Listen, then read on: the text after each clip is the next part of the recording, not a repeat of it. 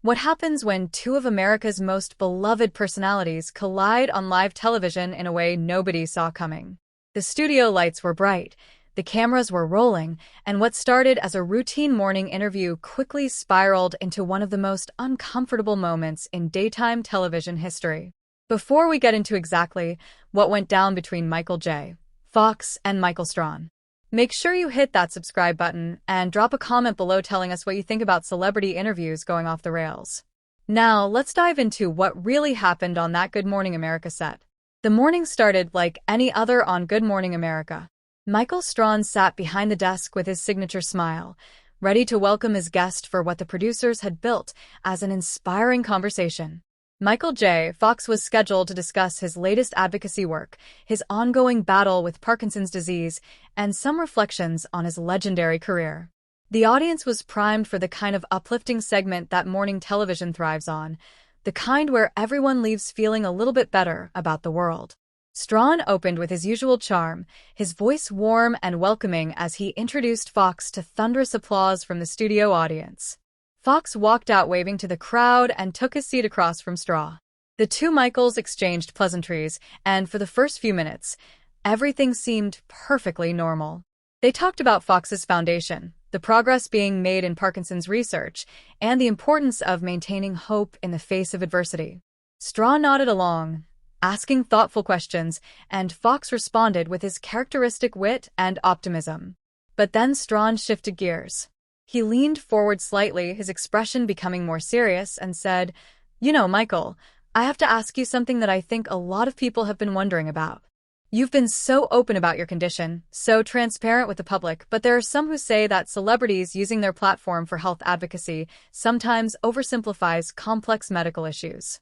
What do you say to critics who suggest that your visibility might give people false hope about finding a cure?" The question hung in the air for a moment. Fox's smile didn't exactly disappear, but it changed. Something flickered across his face.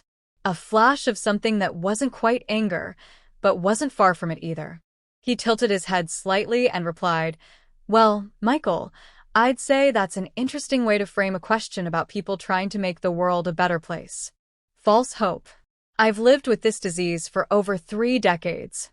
I think I have a pretty good understanding of what's realistic and what's not.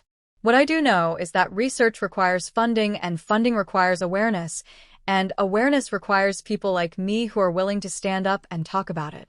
So, if that's oversimplifying things, then I guess I'm guilty as charged." Strahan shifted in his seat, clearly not expecting that tone. He held up a hand, his smile still in place, but looking a bit more forced now. Hey, I'm not attacking you, Michael. I'm just playing devil's advocate here. It's what journalists do. We ask the tough questions." Fox nodded slowly, but his eyes had hardened just a fraction. Right. Tough questions. That's fair. But here's the thing, Michael, and I mean this with all due respect. There's a difference between tough questions and cynical questions. Asking whether I'm giving people false hope. That's not journalism. That's skepticism wrapped up in a question mark. You want to play devil's advocate? Fine. But the devil doesn't need any more advocates. He's doing just fine on his own. The studio audience went quiet. You could feel the temperature in the room drop. Strahan's co-hosts, sitting off to the side, exchanged quick glances. This wasn't how these interviews were supposed to go. This wasn't the script. Strahan cleared his throat and tried to recover. "Look, I think we're getting off on the wrong foot here. All I'm trying to do is have an honest conversation. You've been in the public eye for a long time. You know how this works. People ask questions, sometimes uncomfortable ones, and that's how we get to deeper truths."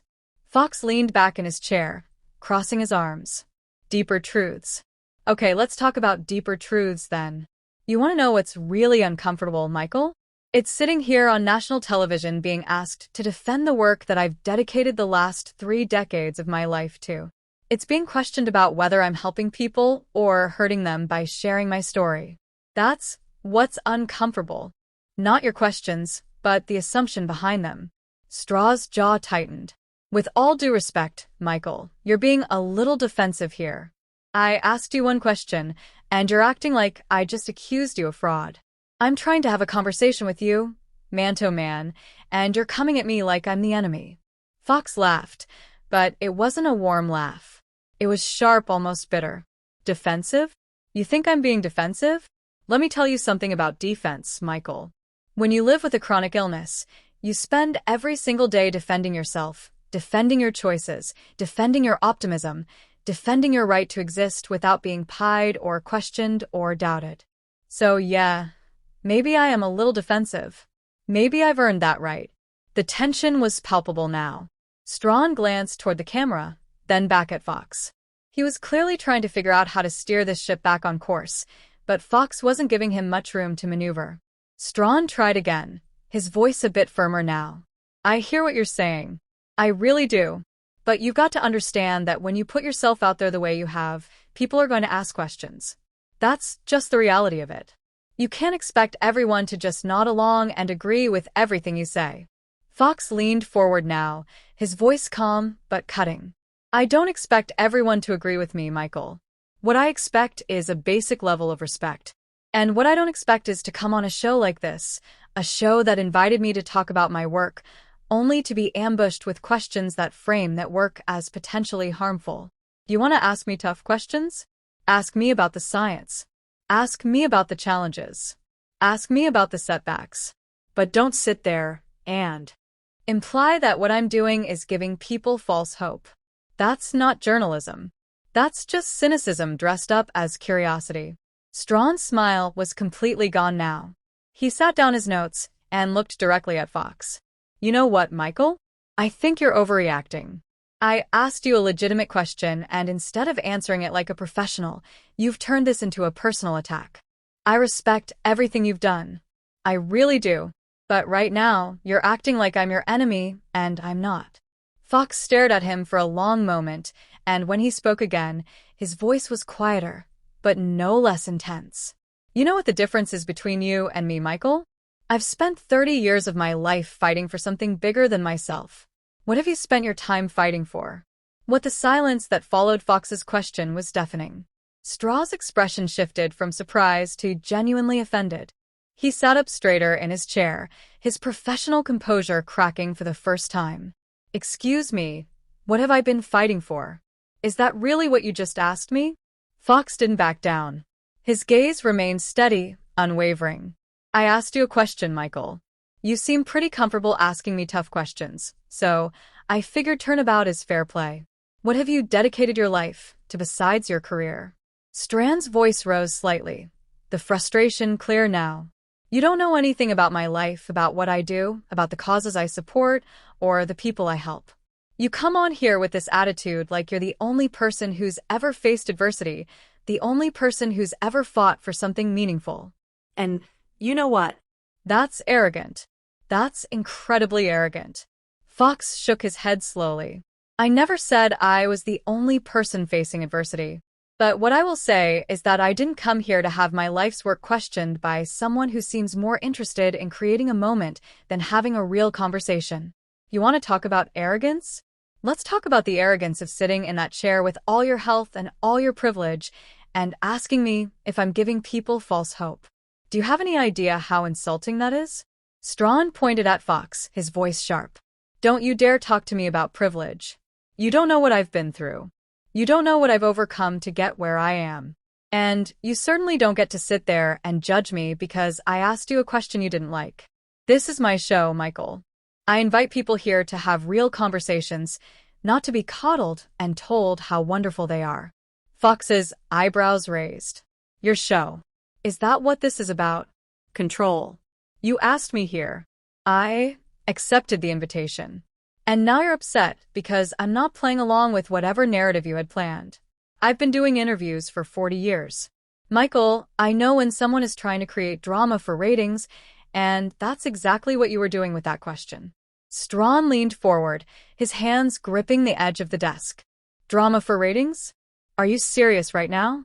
I have been nothing but respectful to you since you walked out here.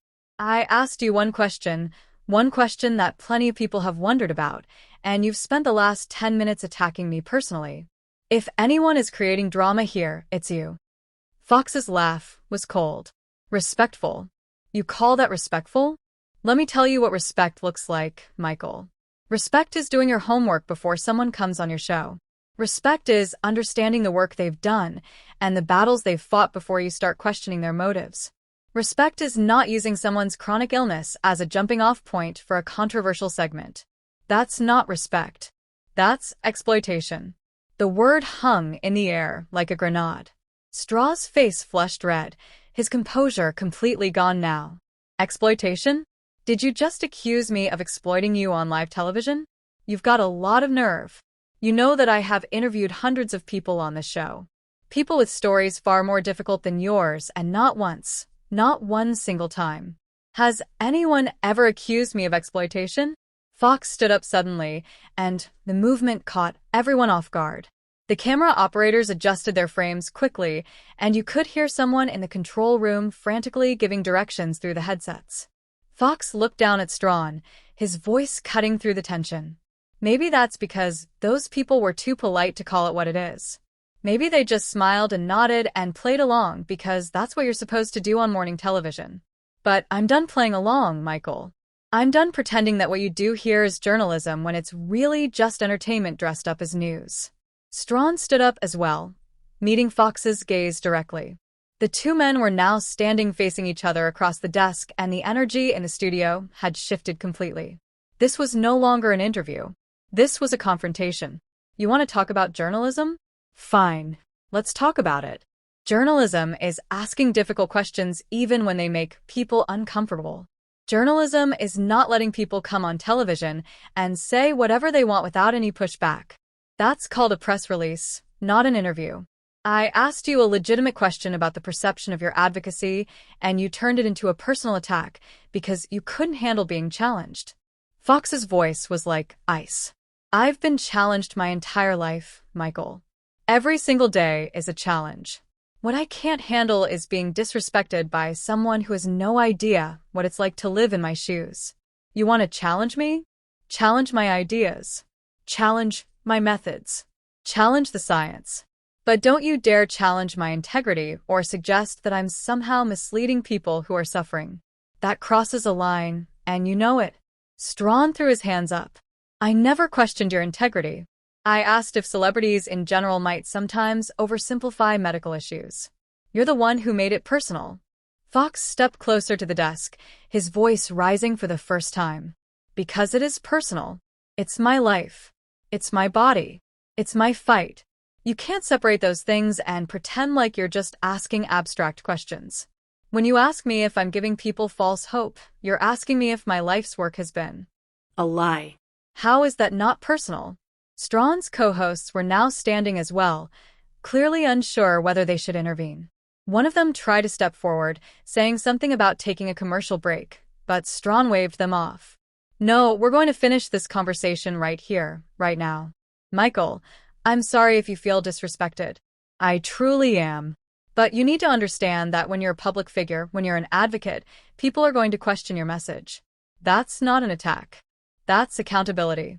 Fox shook his head, his voice filled with frustration. Accountability. You want to talk about accountability? Then be accountable for your words, Michael. Be accountable for the impact they have. You sit here in your comfortable chair, on your comfortable set with your comfortable life, and you throw out questions like grenades without thinking about who they might hurt. That's not accountability. That's recklessness. Strahan's voice was almost a shout now. My comfortable life. You don't know anything about my life. You don't know what I've sacrificed, what I've overcome, what I deal with every single day.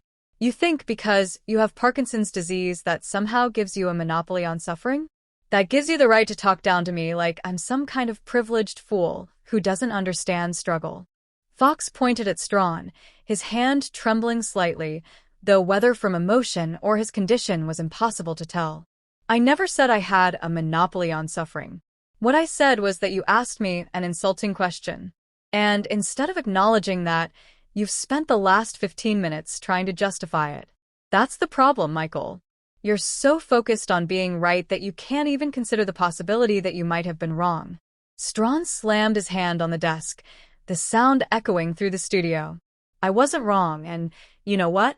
I'm done apologizing for doing my job. If you can't handle tough questions, then maybe you shouldn't be doing interviews. Maybe you should just stick to your foundation and leave the media appearances to people who can handle a little scrutiny. The audience gasped. That line had crossed from heated debate into something uglier.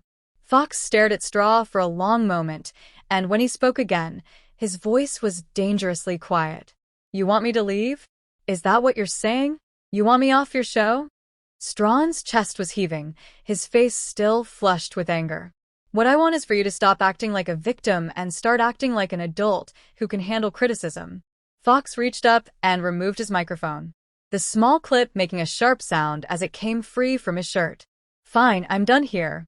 The sound of the microphone hitting the desk echoed through the studio like a gunshot. Fox turned away from Strawn, ready to walk off the set, but Strawn wasn't finished. Wait, you're just going to walk out? That's your response? You're going to storm off like a child who didn't get his way? Fox stopped mid-step and turned back around, his eyes blazing. A child? You're calling me a child? I'm walking away from a conversation that stopped being productive about 10 minutes ago. That's called knowing when to disengage, Michael. Maybe you should try it sometime instead of digging yourself deeper into a hole. Strahan came around from behind the desk now, closing the distance between them. The camera crew scrambled to adjust their positions, clearly unsure of what to do. This was live television, and there was no script for this. No, you know what? You don't get to walk out of here and play the victim on social media later talking about how you were mistreated on my show. If you've got something to say it now to my face on camera. Fox turned fully to face him, standing his ground despite the tremor in his hands. You want me to say it on camera? Fine. You brought me here under false pretenses. Your producers told me this would be a conversation about the progress we're making in Parkinson's research about hope and resilience. Instead, you ambush me with a question designed to undermine everything I've worked for. That's not journalism, Michael. That's a setup. And I'm not going to stand here and let you turn my life into a soundbite for your highlight reel. Straw's voice was incredulous now, his hands gesturing wildly. A setup. Are you hearing yourself right now? Asked you one question, one single question, and you've turned this entire interview into a circus. You're the one who made this personal. You're the one who started attacking me. I was trying to have an intelligent conversation about complex issues, and you decided to make it about your ego. Fox's laugh was bitter and sharp. My ego? That's rich coming from you, Michael. You've built an entire career on your personality, on being the friendly face of morning television. And the second someone challenges you, the second someone doesn't bow down and thank you for the opportunity to be on your show, you can't handle it. You talk about accountability, but you can't even be accountable for a bad question. Strahan stepped even closer, his voice dropping to something more intense, more personal. You want to know the truth? The truth is, you came on the show with a chip on your shoulder. I could see it the moment you sat down. You were looking for a fight. And congratulations, you found one. But don't stand there and pretend like I'm the villain in this story when you've been combative from the jump. Fox's jaw clenched. I came here to talk about something that matters, something bigger than both of us. But you couldn't help yourself, could you? You had to go for the controversy. Had to try to create a viral moment. Well, you got your moment, Michael. I hope it was worth it. I hope when you go to bed tonight, you feel good about how you treated someone who is just trying to make a difference in the world. Straw's eyes narrowed. Don't you dare try to guilt trip me. I have nothing to feel bad about. I did my job. Asked a question that needed to be asked, and you couldn't handle it. That's on you, not me. And for the record, I've donated to Parkinson's research. I've supported the cause. So don't stand there and act like I'm some heartless monster who doesn't care. Fox tilted his head, his expression a mixture of anger and disappointment. You donated to Parkinson's research. Good for you, Michael. You want a medal. You want me to thank you for your generosity? Donating money doesn't give you the right to question the motives of people who are living with this disease every single day. It doesn't give you permission to suggest that we're somehow misleading people. Money is easy, Michael. Showing up is easy. What's hard is having respect and empathy for people's lived experiences. Strahan threw his hands up in frustration. I have empathy. I have plenty of empathy. But empathy doesn't mean I have to agree with everything you say or never challenge your perspective. That's not how conversations work. That's not how growth happens. You want everyone to just nod along and tell you you're wonderful. But that's not reality. Fox's voice was still. I don't want everyone to tell me I'm wonderful. What I want is to be treated with basic human decency. What I want is to come on a show and talk about the work that I love without being questioned about whether that work is harmful. Is that really too much to ask? Is basic respect really such an unreasonable expectation? Straw was shaking his head before Fox even finished. You keep saying I disrespected you, but I didn't. I asked you a question. A question? People ask questions, Michael. That's how interviews work. If you can't distinguish between a challenging question and disrespect, then maybe the problem isn't with my question. Maybe the problem is with your perception. One of the producers was now on the set floor trying to get someone's attention, frantically gesturing toward the control room, but both men were too locked in their confrontation to notice. Fox's voice rose again. My perception? My perception is that you invited me here, you asked me a loaded question, and when I called you out on it, you doubled down instead of acknowledging that maybe, just maybe, you could have phrased it better. That's what I perceive, Michael. I perceive someone who is more interested in protecting his ego than in having an honest conversation. Strahan's face was flushed red now, his professional veneer completely shattered. Protecting my ego? That's what you think this is about? Let me tell you what this is really about. You came on my show. You disrespected me in front of my audience. You questioned my integrity. You attacked my character. And now you're trying to make yourself the victim. That's what's really happening here. And I'm not going to let you rewrite this narrative. Fox took a step back, his expression hardening into something final. You know what, Michael? You're right about one thing. I am done here. I'm done with this conversation. I'm done with this show, and I'm done with you. You want to sit here and justify your behavior? Go ahead. But I'm not going to waste another second of my life arguing with someone who clearly doesn't get it. Strahan's voice followed him as he turned away. That's right. Walk away. That's what people do when they can't defend their position. They run. Fox stopped one more time, looking back over his shoulder. I don't need to defend my position, Michael. 30 years of work speaks for itself. What speaks for you is how you treated a guest on your show, and everyone watching can make up their own mind about what that says about you as a person. Strahan shouted after him as Fox headed toward the exit. This is live television, Michael. You can't just walk off. Get back here. But Fox kept walking, his stride determined despite the visible tremor in his movement. One of the stage managers moved to intercept him, but Fox waved him off. The cameras followed his exit, capturing every step as he disappeared through the studio doors.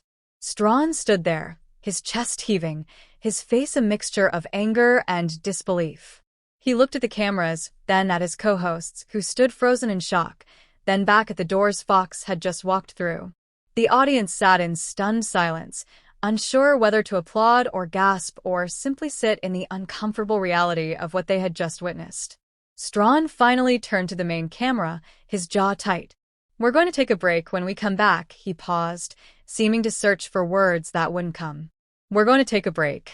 The studio lights dimmed slightly as someone finally made the call to cut to commercial. But the damage was done. What was supposed to be an inspiring conversation about perseverance and hope had devolved into one of the most explosive confrontations in morning television history. Two men, both named Michael, both beloved by millions, had just destroyed any goodwill between them in a matter of minutes. And it had all happened live with millions watching, unable to look away from the collision of egos, principles, and deeply held beliefs about respect, journalism, and what it means to have a platform.